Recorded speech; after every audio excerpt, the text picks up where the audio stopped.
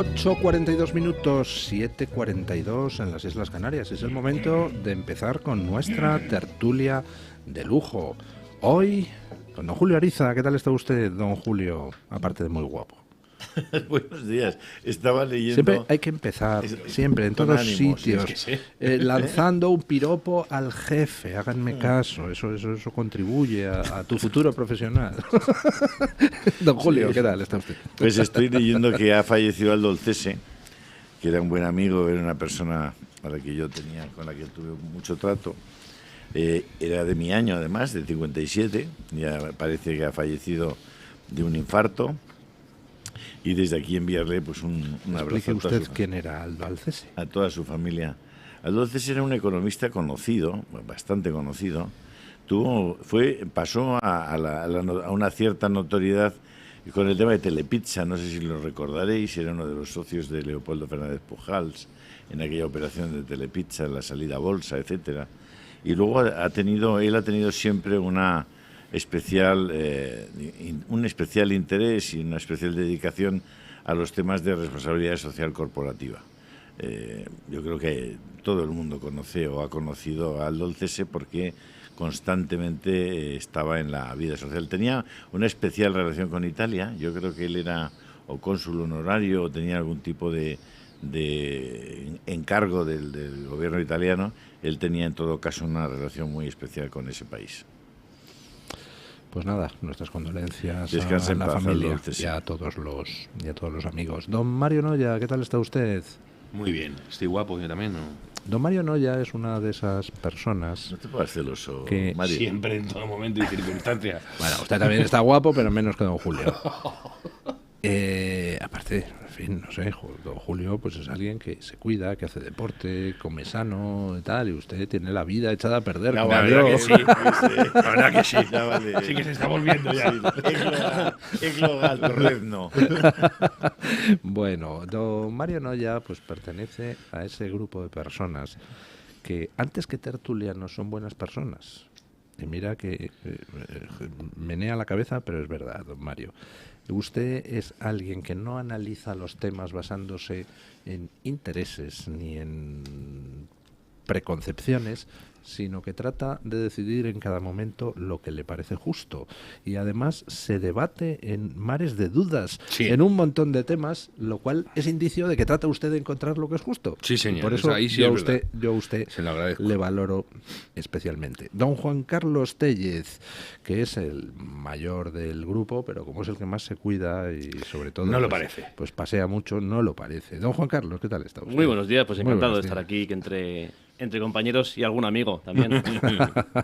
Bueno, ayer tuvimos reunión de algo que era una especie de grupo ad hoc. No era una reunión de la Unión Europea, porque estaba Starmer, tampoco era una reunión de Europa, porque estaba Justino, el canadiense, y entonces las conclusiones de la reunión, pues Starmer las explicó diciendo que básicamente lo que van a hacer es reunirse otra vez y elaborar un plan de paz entre Reino Unido, Francia, Ucrania y quizá uno o dos países más, y que ese plan, pues claro, no puede salir adelante sin el apoyo de Estados Unidos, así que se lo presentarán a Estados Unidos para que Estados Unidos lo respalde, y para todo esto pues habrá que hacer sucesivas reuniones y tal. Por otro lado, tenemos a la Unión Europea que ha convocado, a la Comisión Europea que ha convocado una reunión de los 27 para el día 6, o sea, el jueves. No sé, ¿cómo ven ustedes todo el asunto? Ahora mismo la pelota está en el tejado de Europa. Y Europa pues tiene que hacer algo, decidir algo. Y no tengo muy claro que Europa tenga claro qué narices quiere decidir, ¿no? Yo creo que Europa está europeando, ¿no? Europa está emplazándose a una futura reunión, a un futuro consenso, a un futuro desarrollo de acontecimientos. Y Europa fue muy rápida para criticar lo que pasó el viernes en el despacho Oval de la Casa Blanca. Fue bastante rápida, pero es para lo único que fue rápida, porque después vuelve a lo mismo. Sí, reunión, intentar acuerdos, consenso, ya sabéis las palabras siempre de la burocracia europea, pero lo que es cierto es que hay una guerra que se sigue librando. Y tampoco olvidemos que es una guerra. Quiero decir que yo no... A ver, a mí no me gustó el espectáculo del viernes en el despacho Oval, ni muchísimo menos. No me gustan esos circos. Pero estamos hablando de poner fin a una guerra. No estamos hablando de un acuerdo para construir parques de atracciones en un país, ni un acuerdo para compartir turismo entre 2 o 3 países o entre 2 o 3 asociaciones de países. Estamos hablando de poner fin a una guerra. Una guerra es un asunto en el que están muriendo muchas personas. No sabemos cuántas, porque con todo esto de la propaganda, contrapropaganda y demás, pero están muriendo ucranianos, están muriendo rusos, y no sé si ahora Europa, dentro de este franco consenso, búsqueda de soluciones, Europa con el amigo Trudeau por medio también, como no, quiere también, sí parece que quieren, ¿no?, llevar allí al terreno a europeos que también den la vida por la causa. No lo sé, yo no quiero irme al inicio del conflicto, si queréis ahora seguiremos hablaremos de esto, ni el inicio ni el final, pero sí es verdad que Europa está europeando. Europa está quedando, quedamos para pasado mañana y lo vemos. No sé, no creo que sea la solución a lo que pasó el viernes en el despacho Oval. Tú puedes estar muy enfadado con lo que pasó, creer que a Zelensky se le expulsó inconvenientemente y demás, pero entonces tienes que salir ya con una solución. No quedar para pasado mañana, porque pasado mañana, si fuera pasado mañana la solución sería perfecto, pero sabemos que pasado mañana van a pedir un mes para que el grupo de trabajo se reúna, etcétera, etcétera, etcétera, que conocemos todo lo que es la burocracia europea, y la burocracia para pagar una multa, pues te marea, pues imagínate para acabar con una guerra. ¿Quieres? Sí. Guapo. Entre guapos anda el juego. ¿Cuál empieza? Escucha, porque estamos en televisión también. Gracias por lo que me toca, que ahora empiezan a hablar los guapos. Cuando te lo ganes. Estás empezando a estar un poco irritante, ¿eh? En fin, porque tenemos la cámara ahí enfrente, si no, igual teníamos un problema. Bueno, dicho eso, Europa está en una verdadera encrucijada. Pero lo está fundamentalmente por los pecados propios, porque primero Europa no es tal. Estados Unidos toma una decisión el presidente y su gobierno y toma la decisión y se acabó. En Europa comprenderéis que, y vistas las reacciones que hemos tenido a lo ocurrido el sábado, creo que fue, los europeos no tienen todos una misma voz, sino que cada uno sigue teniendo su voz. Hay para mí una pregunta de fondo, ¿no?, que es ¿a quién le conviene y a quién le interesa que la guerra siga? Y a quién le conviene y a quién le interesa que la guerra termine, ¿no? Desde mi punto de vista, tanto el pueblo ruso como el pueblo ucraniano, que no deben ser confundidos con sus líderes ni con sus gobernantes, ejercicio que pocas veces se hace, ¿no? Se habla de Rusia como si todos los rusos pensaran de una determinada manera, o todos los ucranianos, o todos. Pues yo creo que a quien le conviene que acabe la guerra es a todas esas mujeres que han visto partir a sus maridos y morir en ese conflicto, a esas madres que han visto morir a sus hijos, o esos padres. Y yo creo que toda esa gente que ya ha sufrido demasiado, y todos los demás ciudadanos están deseando que la guerra termine. No solamente es el final de muchas vidas, sino que ha habido un empobrecimiento brutal de ambas sociedades, tanto de la sociedad rusa como de la sociedad ucraniana. Y no estoy hablando de sus dirigentes, porque tanto los dirigentes rusos como los dirigentes ucranianos ya han mostrado en el pasado que están dispuestos a corromperse, a ser jugadores de ventaja y a llevárselo crudo mientras sus pueblos sufren enormes penurias. Respecto a los americanos, pues ya se ve que hay dos voces, la voz de unos Estados Unidos que creen que el conflicto de Ucrania no va con ellos, representados por Trump y por Vance, y unos Estados Unidos que a través de Biden y su administración han querido durante mucho tiempo, o durante estos últimos 3 años, han creído que los americanos tenían que implicarse ahí porque era una oportunidad fantástica de negocio. Bueno, para mí ese es el planteamiento general de la cuestión. El particular me parece que Zelensky cometió una gravísima torpeza en su actuación ante las cámaras de televisión y a los periodistas el sábado, una torpeza enorme. Creo que tanto Vance como Trump tampoco estuvieron finísimos, pero estaban en su casa y ellos habían sido los que habían invitado a Zelensky en todo caso. Yo creo que a partir de ese momento Zelensky ha pasado a tener una condición todavía más endeble que la que tenía antes, a pesar de los parabienes recibidos por algunos líderes europeos. Y dicho eso, como no quiero entrar ni en el 1990, ni en el 2004, ni en el 2008, ni en el 2014, ni en el 2022, pues porque es que estoy harto de hacerlo, porque además los demás no están dispuestos a que se les recuerde nada de los orígenes de todo este conflicto, pues lo dejo ahí. El encuentro, el desencuentro de la Casa Blanca el otro día fue descorazonador, la verdad. Y decían que yo reaccioné como el 98% de la gente, ¿no? Y dije, vaya encerrona que le han hecho estos dos pájaros a Zelensky en un momento tan delicado para Ucrania. Pero luego vi los 50 minutos del encuentro y rectifiqué. Dije, no ha sido así, no ha habido encerrona. De hecho, y tengo que aclarar mi posición de partida, para mí la causa de Ucrania es la causa de este siglo. Y Zelensky, como todos los héroes, tendrá puntos negros, pero es un héroe, en primer lugar.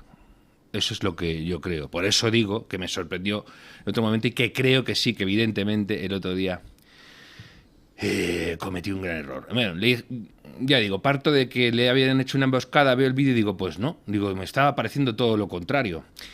Salvo que la emboscada fuera de otra manera de la que se piensa cuando ves en un primer momento esos 7 minutos tan perturbadores, ¿no? Y es que le dijeran, chico, hasta aquí hemos llegado. Esto es bastante difícil de digerir para alguien en tu posición, entonces voy a empezar rindiéndote honores, que es lo que hizo Trump, que a la gente se le olvida o no vio el vídeo. Trump empieza subrayando el heroísmo del pueblo ucraniano, lo bien que lo han hecho en el frente, etc. Y además, los 38 primeros minutos, Trump no le corrige ni una vez a Zelensky. Zelensky le corrige, entra, matiza y no dicen nada, le enseña las fotos horribles del estado de prisionero, eso es, de las fechorías que han hecho los rusos allí, y Trump las traga todas, las asume, no le para, no hace nada, le dice, bueno, sigue adelante, que no le veis. O sea, de verdad, recomiendo ver todo el vídeo de nuevo, porque lo da. Es más, le preguntan a Trump, si las negociaciones fracasan, ¿va a seguir usted enviando armas a Ucrania? Y dice que sí.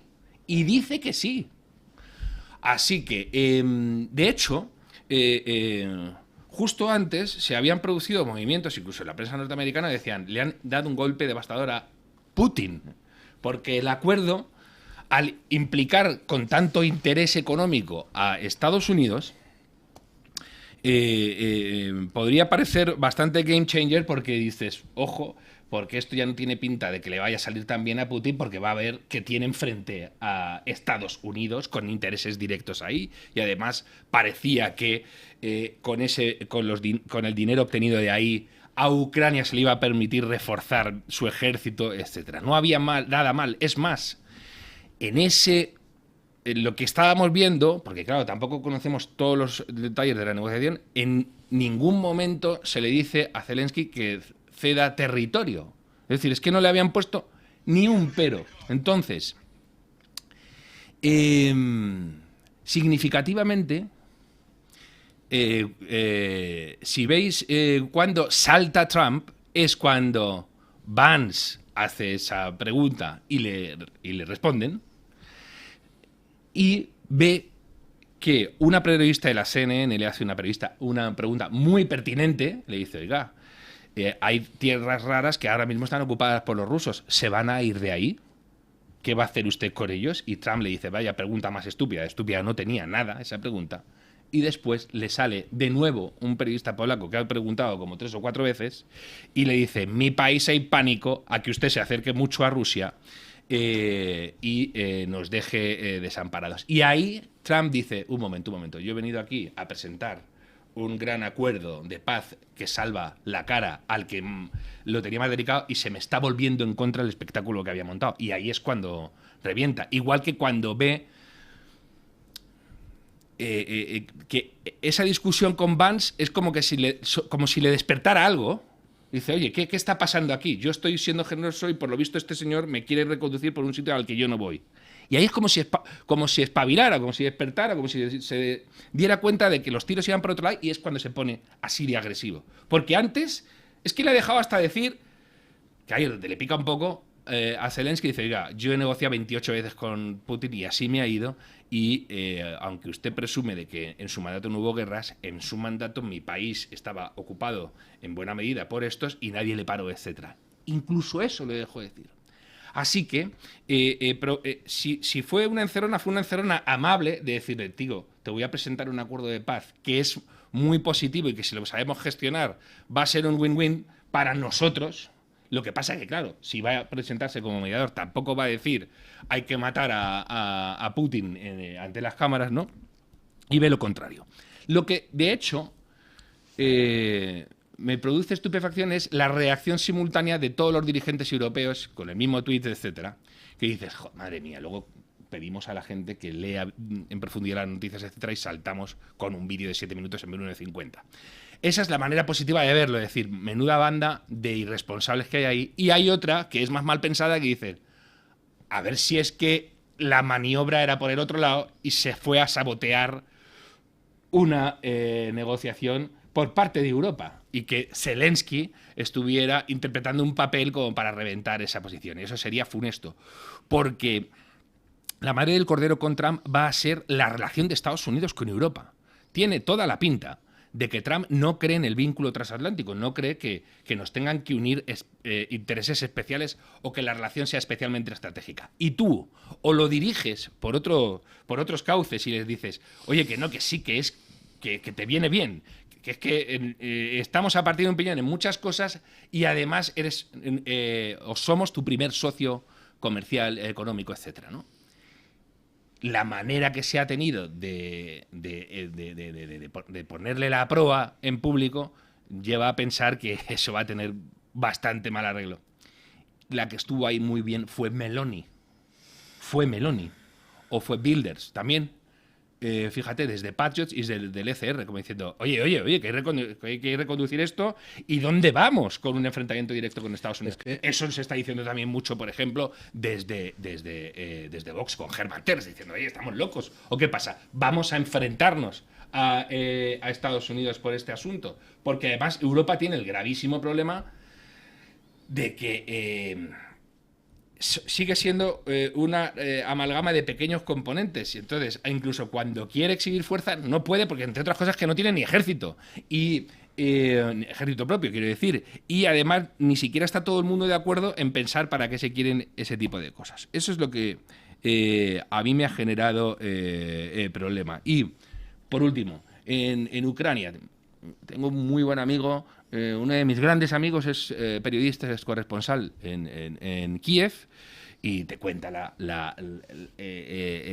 cómo se ha vivido ahí, la inquietud, la desolación con la que se vivió eso. Y también lo ha dicho otro corresponsal, Alberto Sicilia, que se hace llamar Principia Marsupia en Twitter, que está haciendo unas crónicas extraordinarias como las de Marcel Gascon, que está diciendo, que toman el pulso de la calle. ¿Qué piensa el ucraniano de a pie sobre el tema, no? Sí. Y lo que hay en estos momentos acojone, porque todo el mundo en Ucrania es consciente de que si han podido resistir 3 años es por la ayuda americana. Entonces esa ayuda americana se corta, pues entonces olvídate tú de la guerra. O sea, ya tienen problemas con la ayuda americana, con gente para llevar al frente. En estos momentos la edad media del soldado ucraniano que está en el frente es de 43 años. O sea, tienen un problemón de 3 pares de pelotas. Y tienen más problemas. Yo creo, sinceramente, que es el momento en el que una gran parte de la basura que se ha producido, tanto por parte del gobierno ucraniano como por parte del gobierno de Joe Biden, está a punto de estallar y de salir. Es decir, no olvidemos que lo que se calcula, al menos en algunos periódicos americanos, han dado esa información, es que el 50% del dinero que ha ido para armas a Ucrania y que ha sido enviado por los Estados Unidos ha sido vendido a una quinta parte de su valor, tanto a cárteles mexicanos de la droga como a los grupos sirios, a las facciones sirias que en este momento controlan Siria, como a otros grupos en el mundo, por ejemplo a Hamas. Estamos hablando de que han vendido a una quinta parte del valor los equipos y las armas americanas.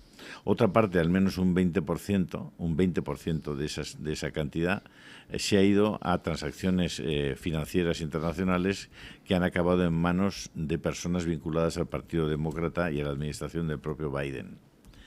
Y estamos hablando de una corrupción enorme a título personal por parte de Zelensky y algunos miembros de su gobierno. Es decir, aquí no estamos hablando de angelitos, ni de tronos, ni dominaciones. Estamos hablando de muchísima corrupción a todos los niveles. La CIA recientemente ha declarado que no sabe qué ha hecho el gobierno ucraniano con los patógenos que estaban trabajando en los laboratorios de ganancia de función, etcétera, que había en Ucrania. Estamos ante temas que están debajo de la mesa, que no se ven, pero que son gravísimos. Y, por supuesto, como siempre en política internacional, yo siempre lo digo, es un iceberg en el que se ve una parte del tocho, pero la mayor parte del iceberg no tenemos ni puñetera idea qué es lo que esconde, ¿no? Es decir, la situación yo creo que es enormemente compleja. Y veremos por dónde sale, porque con las denuncias de corrupción van a quedar deslegitimadas muchas posturas y muchas personas. Mira, Julio, yo creo precisamente que... No sé lo que cree usted, pero me lo tendrá que decir después de la pausa publicitaria. A propósito de lo que decía don Julio antes, de la corrupción y lo que puede pasar en Ucrania, etcétera, ¿no? Venga, voy a ponerme la mano en el fuego y luego ya me quemaré, pero es de este tipo de cosas que dices, prefiero quemármela en defensa de estos que están demostrando que no son como los demás. A diferencia de Ben Ali, de quienes queráis, no se fue de su país, se quedó en su país. Y además cuando Biden, que un mes antes o menos, poco menos que le dijo a Putin, ¿qué quieres? ¿Tomar un poquito de territorio y te vas? Vale, te dejo. Zelensky se quedó ahí. Y cuando le dijeron, ¿te evacuamos? ¿Que hay un equipo especial ruso que va a aniquilarte? No, yo me quedo aquí. Y además me filmo para que mi pueblo vea que de verdad estoy aquí y me filmo por las calles por la noche. Bien, Ucrania ha tenido realmente un problema de corrupción salvaje, significativamente ligada a los ex jerarcas de la Unión Soviética y al mundo KGB, es decir, a los que están gobernando aún en Rusia, y significativamente esa corrupción remitía cuando Ucrania miraba hacia Occidente en vez de hacia Oriente.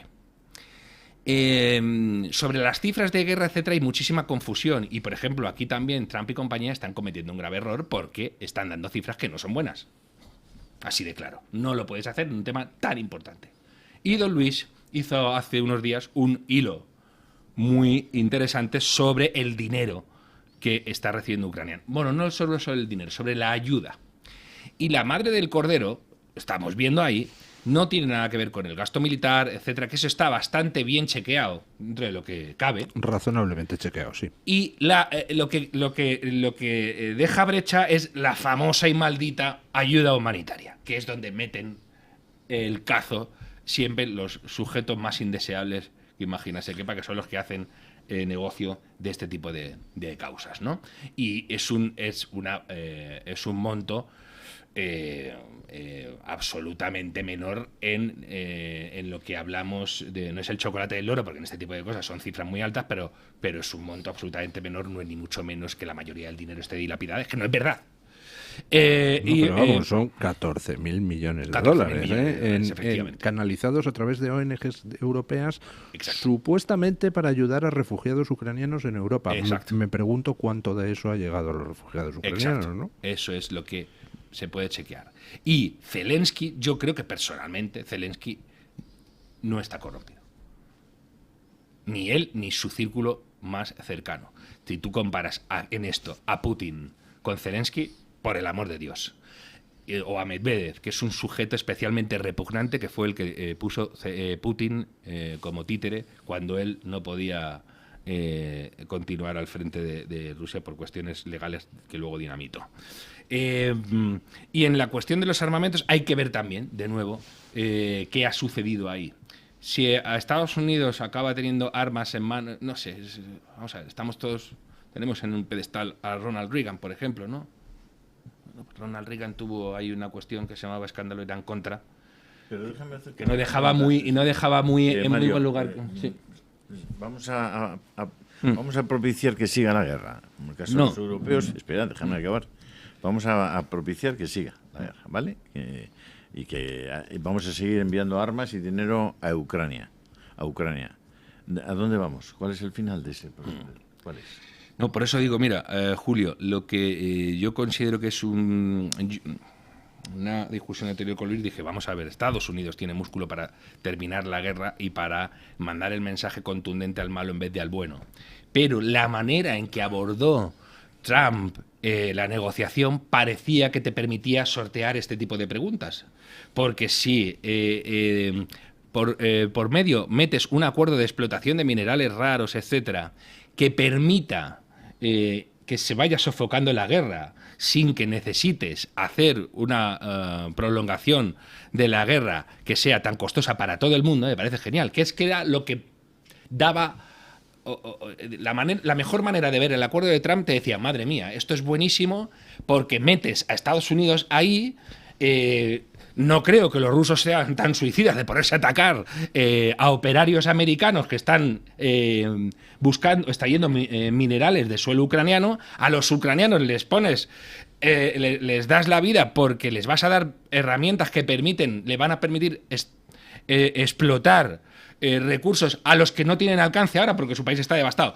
Pero es que tampoco tenían tecnología previa para poder explotarlos. Entonces, a mí me parecía que ahí había una muy buena vía que te permitía no prolongar la guerra sin que fuera algo tan oneroso para todo el mundo. Y sobre todo una cosa, que es que aquí se ha estado intentando presentar, que es que Estados Unidos le ponía lo de los minerales a cambio de que Zelensky aceptara el plan de paz. ¡No! Era un paso previo. Lo que hacía Estados Unidos era poner el acuerdo de minerales a cambio, y lo dijo Trump, de continuar con la ayuda militar americana mientras se negocia un proceso de paz. Ahora el resultado, después de haber saltado las negociaciones, gracias al interés de tanta gente porque saltarán, pues es que ahora mismo están Reino Unido, Francia y Ucrania van a desarrollar un plan de paz que presentarán a Estados Unidos, a ver si lo acepta, etcétera, etcétera, y mientras tanto la ayuda militar se ha parado ya, la ayuda militar americana. Es decir, el hecho de haber hecho saltar el acuerdo inicial, que era previo al inicio del proceso de las conversaciones, significa que ahora Ucrania está en una peor posición que la semana pasada. El error catastrófico fue celebrar esa rueda de prensa, tan larga además, que es en una previa.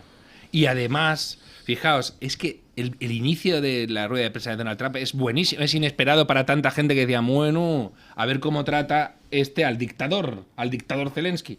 Y fue una manera impecable de arrancar. Además, Trump dice, bueno, se acabó, ¿tiene usted algo que decir?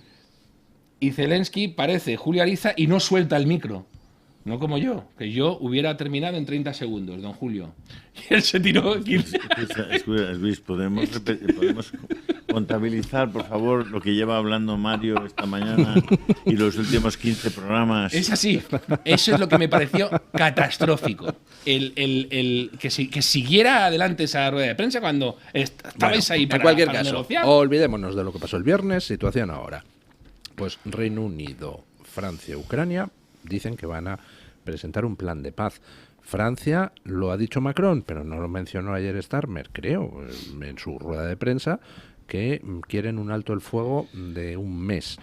Y mientras tanto, la Unión Europea haciendo declaraciones estúpidas a través de Kaja Kallas, que dijo que está claro que el mundo libre necesita ahora otro líder distinto de Trump y tal. Estupenda declaración para que vayan bien las relaciones entre la Comisión Europea y Estados Creo Unidos. que se escribe Callas, ¿no? Callas, Callas. sí. ¿Por qué no Está te bien calas? el apellido. Está bien el apellido. Bueno, el caso es que el 6 de marzo, es decir, el jueves, se reúne la Comisión Europea, dirigida por Ursula von der Leyen, para ver qué hacen. Y el cacao es inmenso, porque Ursula von der Leyen quiere que la Comisión Europea asuma poderes especiales en el tema defensivo. Hay países que dicen que tururú, tururú, tururú. Entonces hay que buscar acuerdos al margen de los oficiales, pues similares a lo que se hizo durante el COVID. Un follón. Entonces yo no sé qué demonios va a pasar, no sé qué va a salir adelante, si lo que están haciendo Reino Unido y Francia, si lo que intenta Ursula von der Leyen, pero el caso es que ahora estamos... Pero son muy... Mira, Orbán, durante su presidencia europea, los 6 meses de presidencia europea, puso sobre la mesa constantemente el cambio de conversación. Él decía y se obstinaba en decir, vamos a dejar de hablar de la guerra y vamos a hablar de la paz.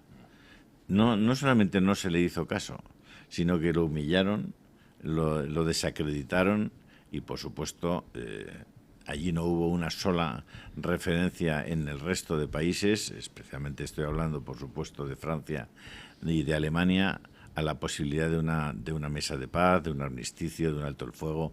Nada. ¿Por qué? Para mí esa es la pregunta. ¿Por qué?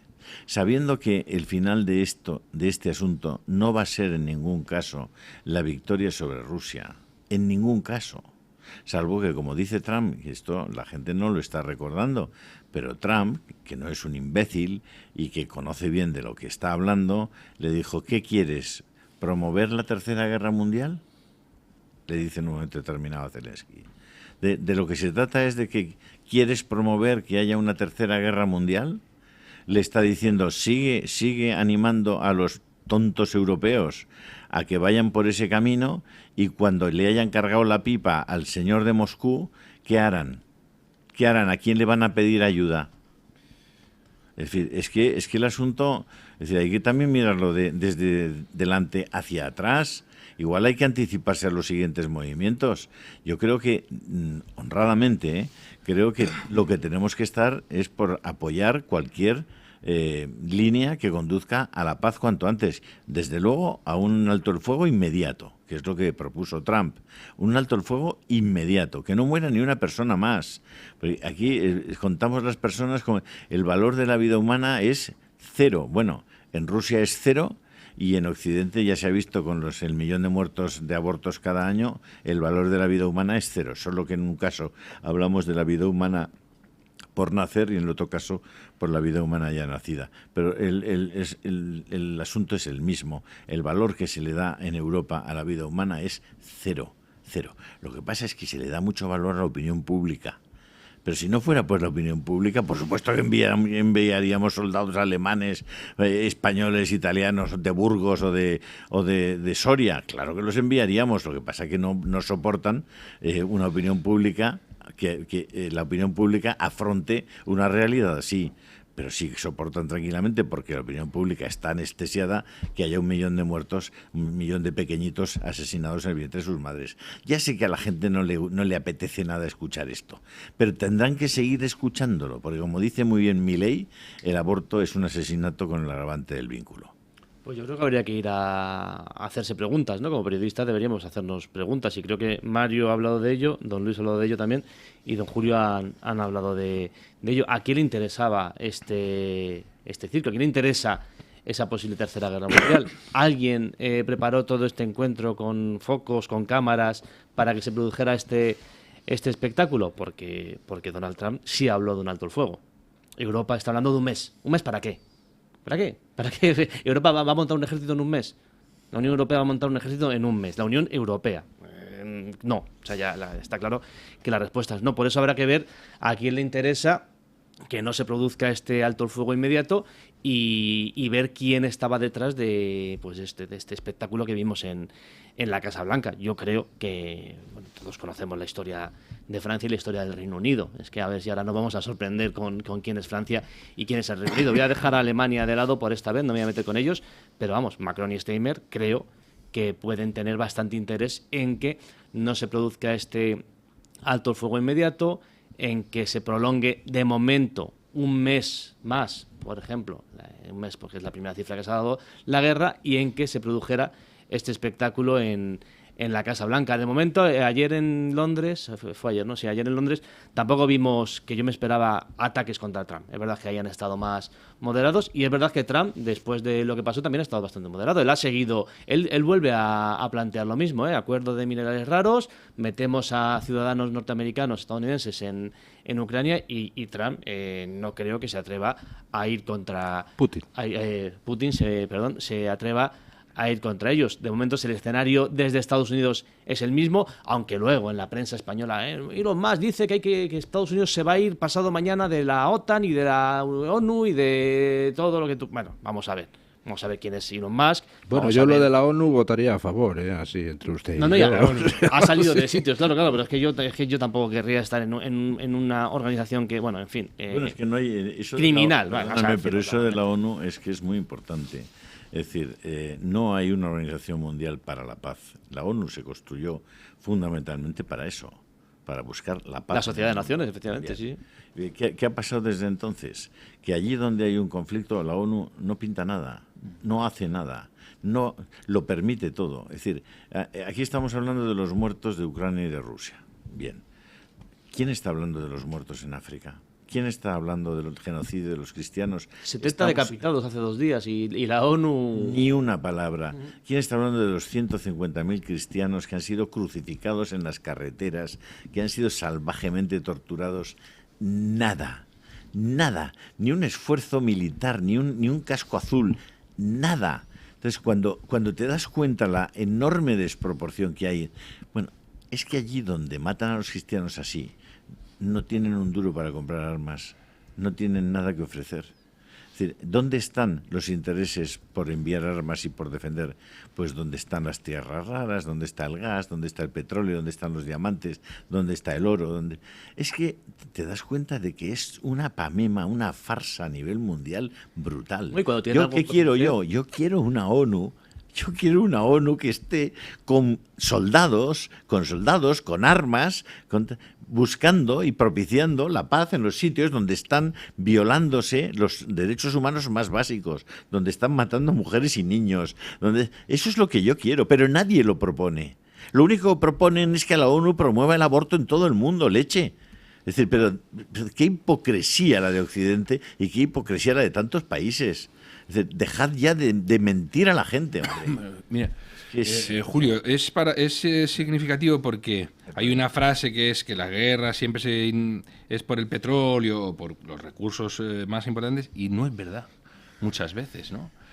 Por ejemplo, en el conflicto entre Israel y los palestinos no hay un solo recurso que llevarse a la boca. Hombre, todo el recurso, toda la tierra. Toda la tierra. Digo, pero ahí no hay minerales, no hay petróleo, no hay... Está bien. No es la tierra donde vivir.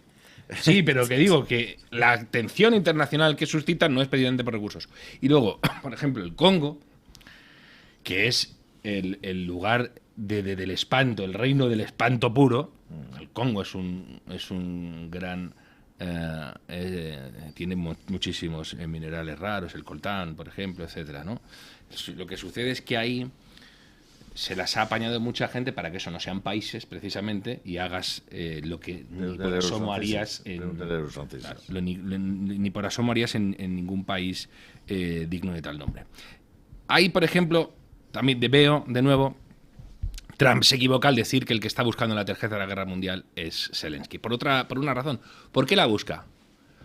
Porque estamos atendiendo a la gran arma disuasoria de Rusia, que es, ojo, que tengo una bomba nuclear. Bueno, ya. Y Francia.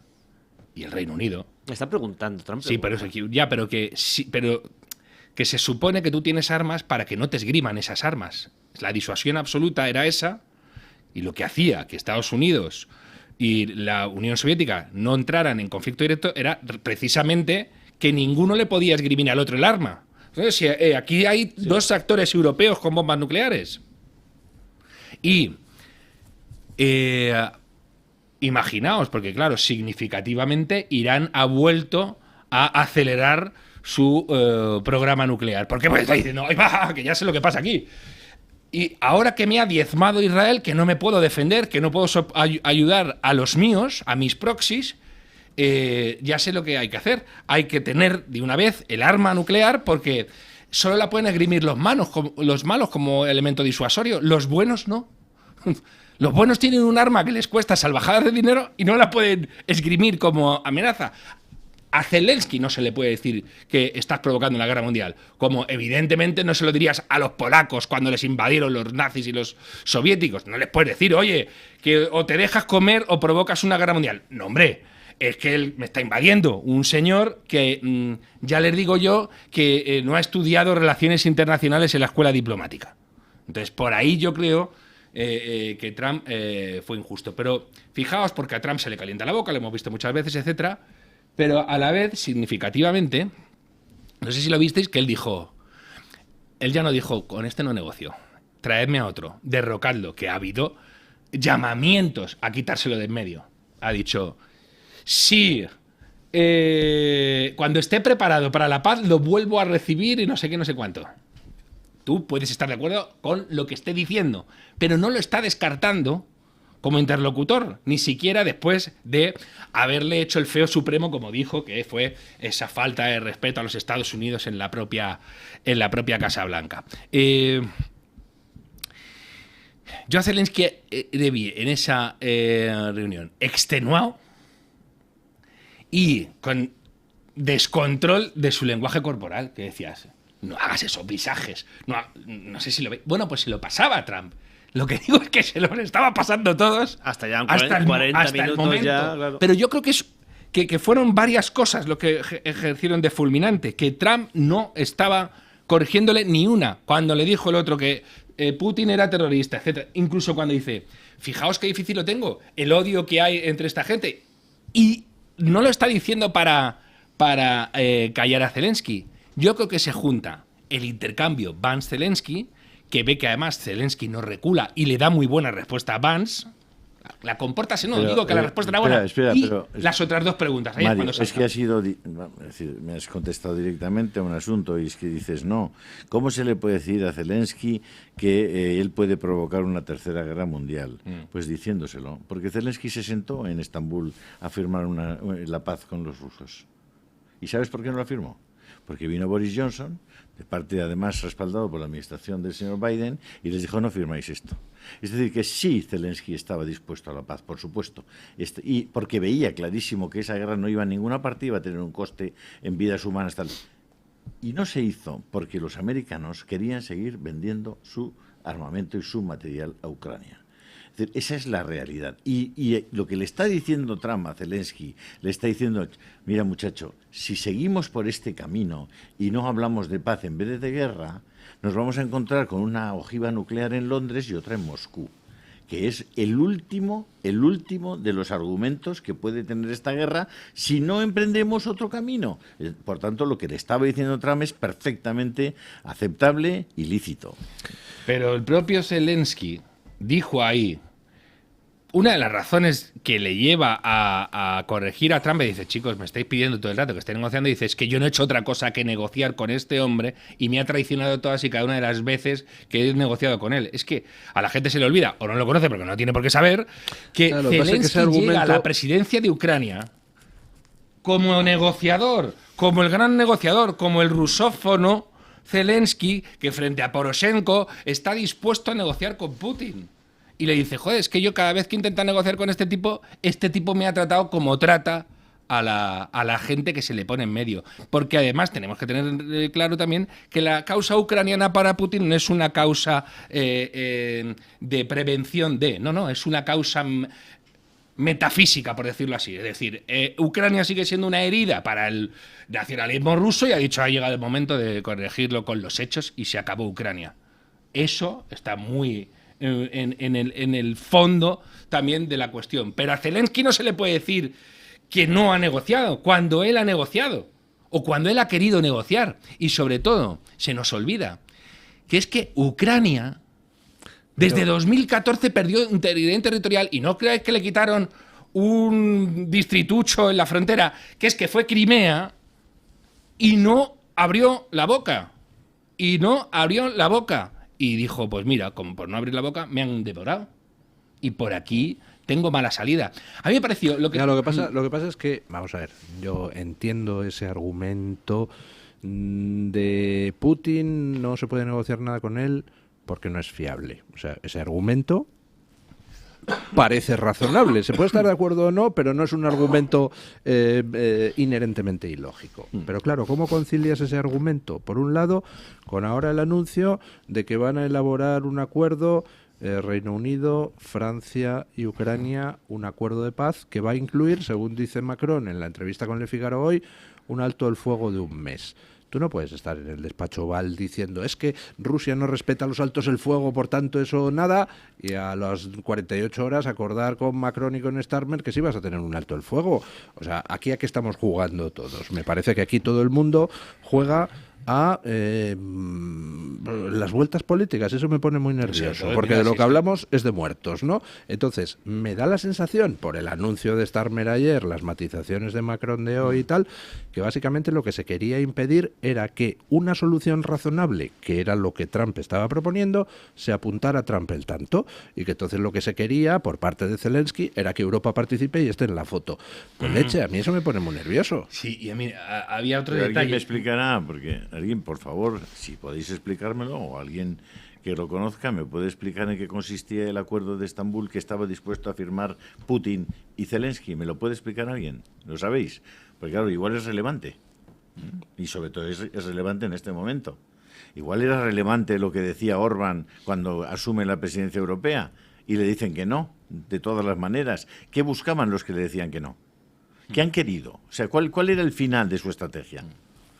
Pues si supongo que nadie me lo explica, supongo que lo sabremos después de esta semana, porque ahí por un lado tienen que concretar Francia y Reino Unido en qué consiste ese plan de paz alternativo, y por otro lado la Comisión Europea se tiene que reunir para ver si deciden algo, que no está nada claro porque aquí cada uno va por donde le da la gana. Bueno, pausa publicitaria y nos vamos a comentar otra noticia, que es una noticia aparentemente menor, pero que yo creo que tiene una gran importancia. Menor por el tratamiento informativo, solo la he visto en Voz Populi, y me parece muy interesante por las consecuencias, que es el tema de la fuga que está habiendo de cargos de Puigdemont y de ERC hacia el partido Alianza Catalana de Sílvia Orriols. Es muy curioso el tema. Pausa publicitaria y vamos a ello.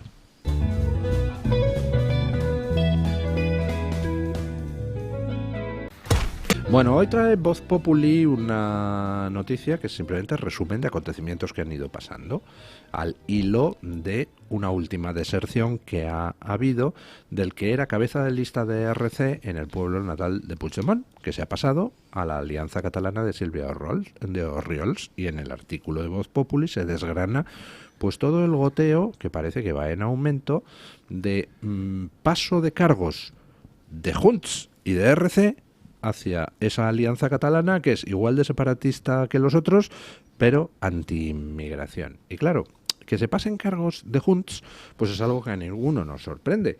Lo sorprendente es que se estén pasando cargos de ERC, que se supone que es que tiene el poder. Que tiene el poder y que además es un partido, se supone, de izquierda.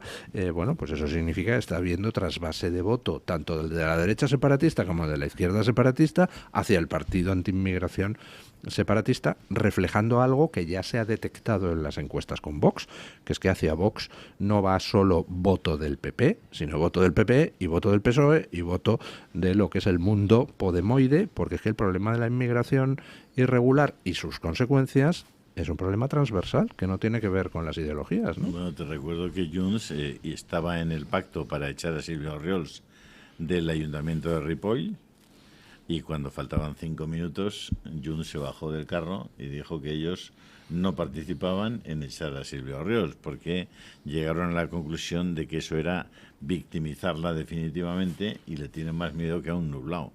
El tema de la división en el nacionalismo catalán es un fenómeno muy interesante, pero claro, quien promueve la división en España, ¿cómo puede impedir la división en sí mismo? Es decir, ellos son agentes de la división, allí donde están. Y el problema es tan sencillo como que quien no ocupa un cargo y no tiene una pequeña cuota de poder o de dinero en ese ecosistema, pues se pasa al lugar donde cree que lo puede tener. Y luego te encuentras con la realidad de los hechos, y es que en muchos pueblos de Cataluña la convivencia empieza a ser muy compleja, muy complicada. Y eso va a tener muchas consecuencias. Sí, aquí hay dos factores que son el factor político en sí, el nacionalismo y el separatismo. Han pasado 40 años de cargos franquistas a cargos de no quiero saber nada de España. Así es. Pero Aragonés mismamente. O sea, quiero decir que, no nos tenemos que ir muy lejos, nos tenemos que ir a los 40 últimos años y la evolución. O sea, gente cuya fiabilidad es cero o por debajo de cero. Y luego siempre hay que dejar ya un poquito de lado las derechas, las izquierdas y pasar a lo que muchos llaman la realpolitik, pero esta realpolitik de verdad es la del ciudadano que sale a la calle y que está viendo cosas que ya no las ve por la tele, que las ve en su portal, en su vecino.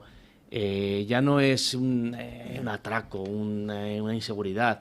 Estás viendo rituales, estás viendo la matanza del cordero en la puerta de tu casa. Claro, que parece que son cosas que no, pero cuando vives en estos barrios es cuando te vas a agarrar y la gente le va a dar igual que se apellide Orriols, que se apellide Aragonés o que se apellide García, Menéndez, Díaz, me da igual. Pero van a buscar a que combata contra eso, y hoy por hoy es el partido de Orriols el que está más severo y más duro contra eso. Yo creo que ahí se juntan estos dos factores, el factor político de la escasa credibilidad, fiabilidad del nacionalismo y del separatismo, que van a irse como veletas a cualquier lado. Basta con ver como los apoyos históricos de los partidos nacionalistas en España. Si han tenido que pactar con Aznar, han pactado con Aznar sin ningún problema. No es sospechoso Aznar de ser de izquierdas. Y luego está el factor humano y el factor del votante. El votante está teniendo situaciones de auténtico pánico en el barrio de sus abuelos, en el barrio de sus padres y en su barrio ahora. Y esto es una evolución de 20, 15 años. No hace falta mucho más para ver cómo se transforman tus ciudades y tus barrios y para decir, coño, que es que estos resulta que están teniendo razón. Resulta que yo no voy a vivir seguro en mi casa, y yo, que era un votante progresista, vamos a decirlo, de joven, ahora tengo hijos, y es que estoy viendo que mi hija, hay calles de mi barrio en las que yo jugaba al fútbol de pequeño y por las que ahora mi hija no puede pasar. Y eso es la política real, porque eso pasa. Y os puedo dar, en Cataluña no tengo ni idea, sinceramente. En Madrid os puedo dar también barrios en los que está pasando esto. Su Partido Popular gobernando secula seculorum, y está pasando esto. Pues imaginaos en Cataluña. Lo de Alianza Catalana lo vio, lo advirtió el analista político catalán José García Domínguez hace mucho tiempo. Dijo, ojo, que estos se van a acabar comiendo al establishment separatista. Y luego, no sé si habéis visto a la Orriols alguna vez, es que dice las cosas. Es muy lista. ¿no? Y además las dice como muy frontales, muy directas, sí, y ni siquiera levanta la voz, no es histriónica. Te suena marciano lo que dice, porque dice, bueno, somos un país colonizado y tal, y de repente te despistas y dices, ¿de dónde? Y es que está hablando de que España ha colonizado Cataluña. Pero la tipa lo dice con contundencia y no se aparta ni endulza realidades que, como dice Juan Carlos, ya están en muchas calles. Y bueno, vamos a ver, hay muchas zonas de gran población con gran componente de población musulmana en Cataluña, que de repente los catalanes han dicho, esto no parece mi país, independientemente de que crean que su país es Cataluña o es España. Y por ahí van a reaccionar. No, bueno, fuerte, empezaron porque diciendo además han entrado- Cataluña no es España y al final tienen razón. Va a aparecer, pues no sé, Casablanca, ¿no? Porque además eso es, han entrado en corazones simbólicos de la identidad catalana, ¿no? Luego, fijaos con lo de... mientras nosotros hablamos de unas cosas, suceden otras. Tengo que mirar, pero creo que... estoy viendo datos, estoy viendo imágenes, pero... ¿Qué pasa? Ayer, creo que fue ayer, interrumpieron un partido de la Liga Inglesa que estaba desarrollándose para que los jugadores musulmanes y tal pudieran hidratarse porque estaban en pleno Ramadán, y que interrumpieron el partido. No es que movieran la hora del partido, que interrumpieron el partido. Si yo sabes lo que Para pensé que cuando rompieran el ayuno. Cuando vi eso, pensé, ¿se interrumpiría un partido de fútbol a las 12 de la mañana para que los católicos pudieran rezar un ángelus, Claro. por ejemplo? No, en Semana Seguro, Santa, claro. seguro que sí. Bueno, lo promoverían en televisión española. ¿Verdad? Claro. Luego, estoy viendo, por ejemplo, Con Fra Angélico.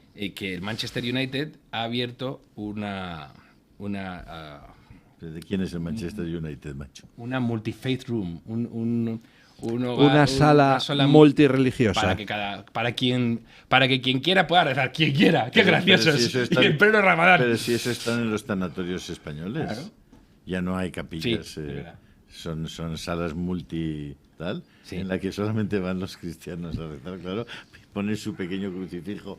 Es que Solo van los cristianos, estamos- pero ahí no. estamos- Ahí, no, en claro, ahí estos no. sitios, precisamente, Ahí no. lo que sucede es lo que sucede.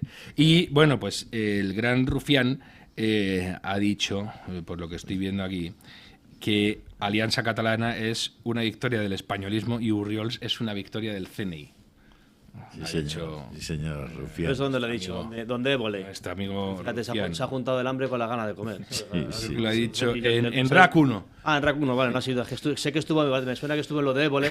Y claro, ahí se ha juntado, no sé, Bueno, he estado no ser el contando más a mentirosos de este a país. propósito de televisiones, me ha hecho mucha gracia y lo puse en Telegram, no sé si lo viste, Luis, no. Pero ayer, el sábado, hicieron varios medios, hicieron directos en YouTube, pues para dar información al minuto de lo que estaba pasando, tanto en la rueda de prensa de la Casa Blanca como después la de Starmer y la de los europeos, ¿no? Y entonces yo cogí YouTube y iba viendo cuánta gente tenían viéndolo, ¿no? Entonces hice incluso unos pantallazos y los puse en Telegram, porque claro, Negocios Televisión, pues es una pequeña compañía privada de televisión con unas decenas de trabajadores y tenía 20.000 personas al mismo tiempo en YouTube viéndolo. Televisión Española, que tiene 1.000 millones de presupuesto y 6.000 trabajadores, tenía 2.300.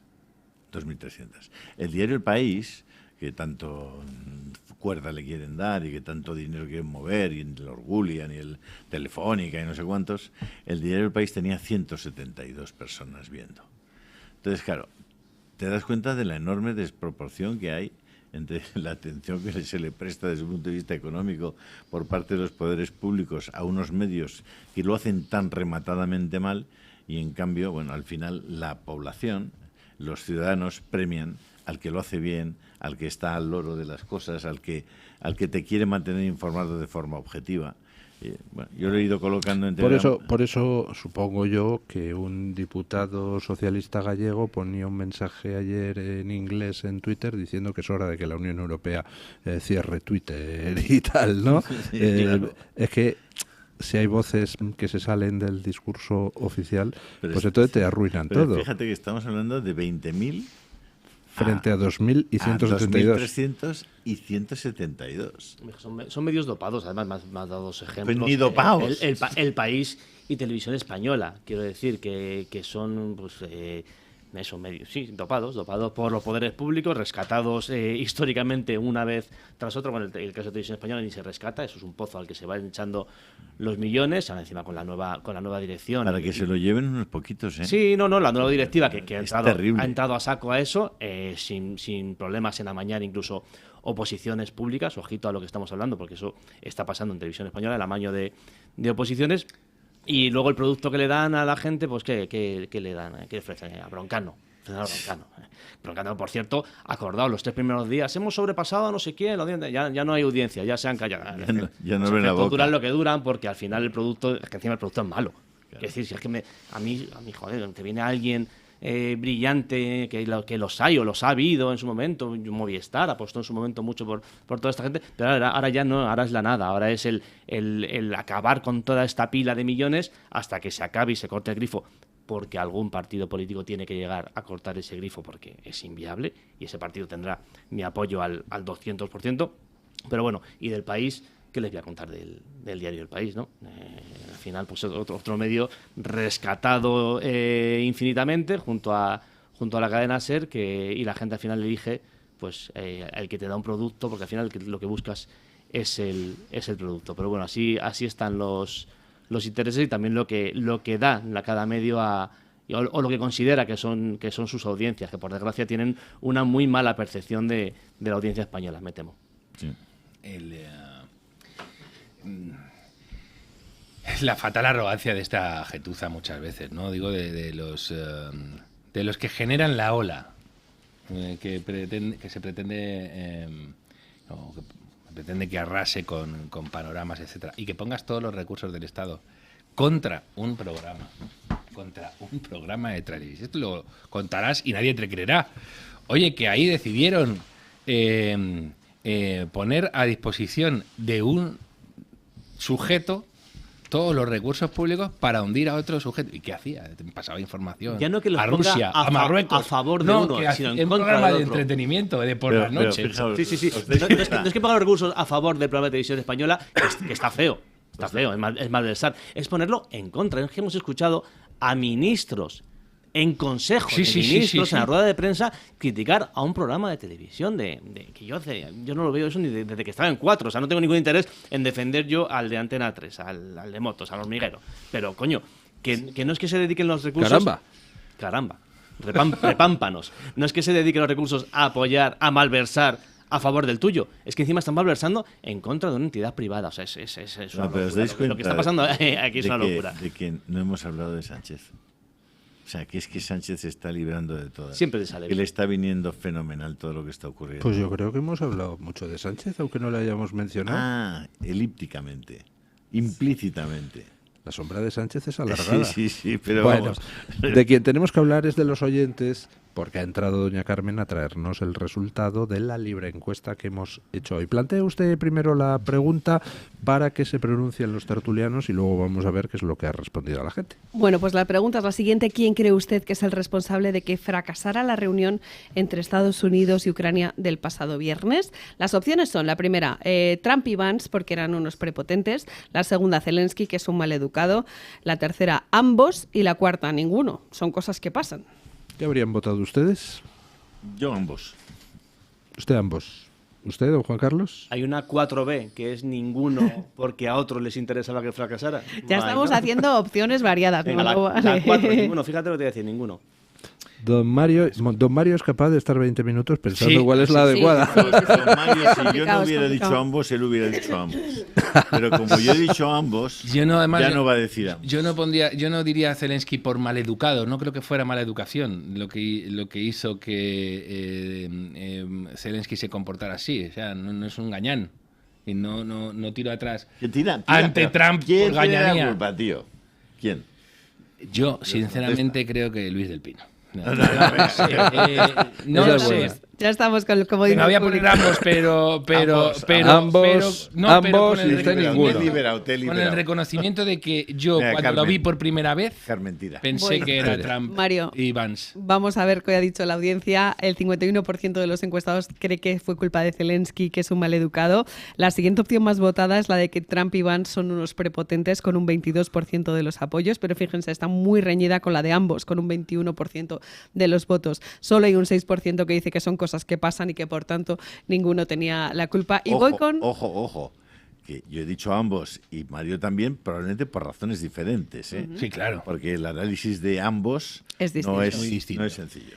Fíjense lo que nos dicen las Aquí publicaciones. marcando distancia. Que corra el aire. Fíjense lo que preguntan Astibo y en las publicaciones de YouTube. Dice, ¿fue un fracaso o fue una actuación?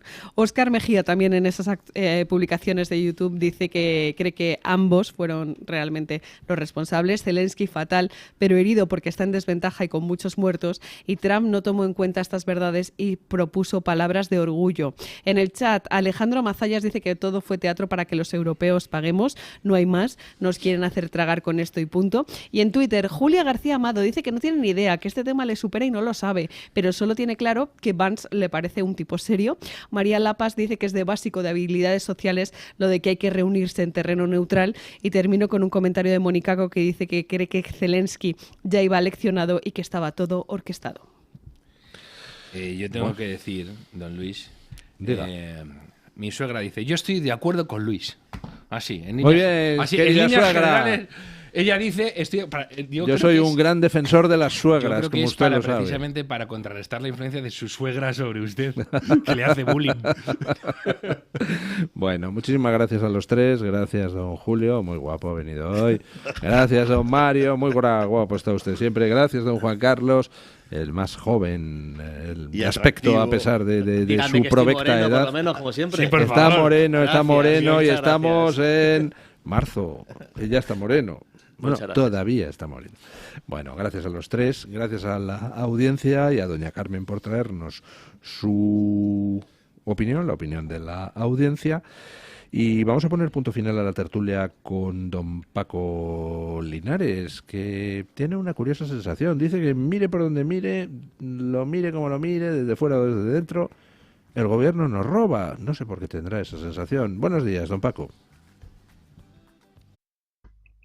Efectivamente, la condonación de la deuda de Cataluña nos va a suponer a los españoles 17.104 millones de euros. María Jesús Montero, Pilar Alegría y el resto de compinches tan felices. Buenos días, don Luis del Pino, gracias. Cuando un servidor dice que son unos sinvergüenzas, no es un insulto. Simplemente constato una realidad. Ejemplo. El Estado paga con su dinero, con el suyo. Les tuteo, queridos escuchantes, para que me entiendan. Las deudas la pagan con tu dinero y con el mío, ¿vale? Vía impuestos.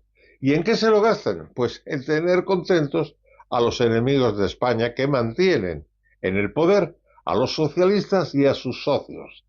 He recibido unos datos interesantísimos de Hablamos Español, la asociación nacional que preside doña Gloria Lago. Entre otras cosas, les resumo. Las entidades hispanófogas de la órbita de Compromís se han convertido en un chiringuito que recibe subvenciones de diversos organismos locales, autonómicos y nacionales.